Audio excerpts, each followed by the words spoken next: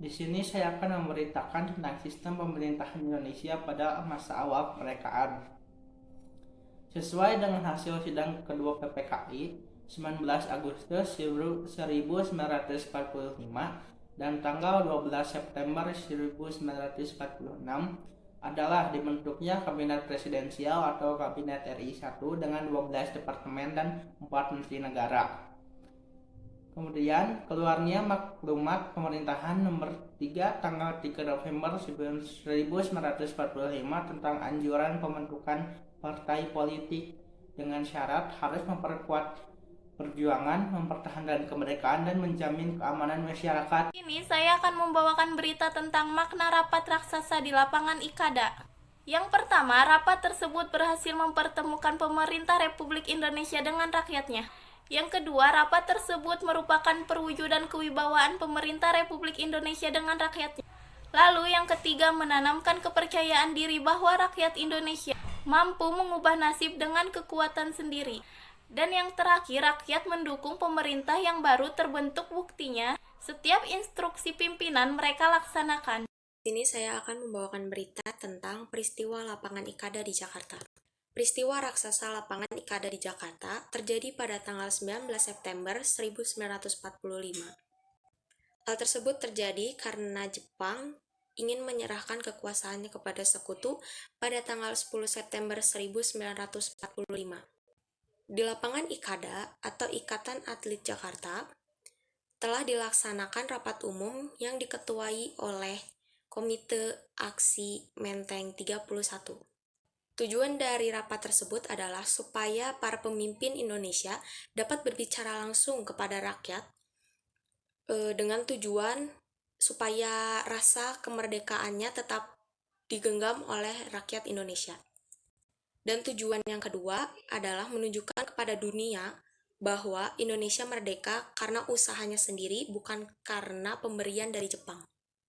Di sini saya akan membawakan berita tentang peluncuran senjata dan pengambil alihan aset Jepang. Para pemuda merebut gudang Misiu, markas pertahanan, pangkalan angkatan laut di ujung, serta pabrik yang tersebar di berbagai kota. Peluncuran ini dimaksud untuk mendapatkan senjata untuk modal perang, mencegah senjata agar tidak jatuh ke tangan sekutu, mencegah agar senjata Jepang tidak digunakan untuk membunuh rakyat. Di sini saya akan membawakan berita tentang inti pidato Presiden Soekarno. Terdapat 4 poin. Yang pertama, sekali lagi menegaskan bahwa bangsa Indonesia telah memproklamasikan kemerdekaannya serta bertekad untuk mempertahankannya. Yang kedua, meminta dukungan dan kepercayaan rakyat terhadap pemerintahan Republik Indonesia. Yang ketiga, menuntut rakyat untuk mematuhi kebijakan-kebijakan pemerintah dengan disiplin. Yang keempat, yaitu yang terakhir adalah memerintahkan rakyat untuk bubar meninggalkan lapangan dengan tenang untuk menghindari pertumpahan darah. Di sini saya akan membawakan berita tentang sistem pemerintahan Indonesia pada masa awal kemerdekaan. Sesuai dengan hasil sidang kedua PPKI 19 Agustus 1945 dan 12 September 1946 adalah dibentuknya Kabinet Presiden atau Kabinet RI 1 dengan 12 departemen dan 4 menteri negara. Keluarnya maklumat nomor 3 pada 3 November 1945 tentang anjuran pembentukan partai politik. Syaratnya harus memperkuat perjuangan, mempertahankan kemerdekaan, dan menjamin keamanan masyarakat. Selamat pagi semuanya, saya Muhammad Fadil Sidik. Di sini saya akan membawakan berita tentang Komite Van Akti atau Komite Aksi. Komite Aksi merupakan utusan laskar perjuangan yang terdiri dari Angkatan Pemuda Indonesia atau API, Barisan Rakyat Indonesia atau BARA, dan Barisan Buruh Indonesia atau BBI, dan lain-lain.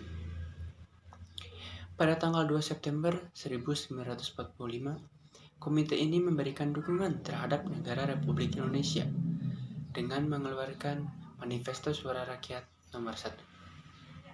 Sekian berita yang dapat saya sampaikan. Wassalamualaikum warahmatullahi wabarakatuh.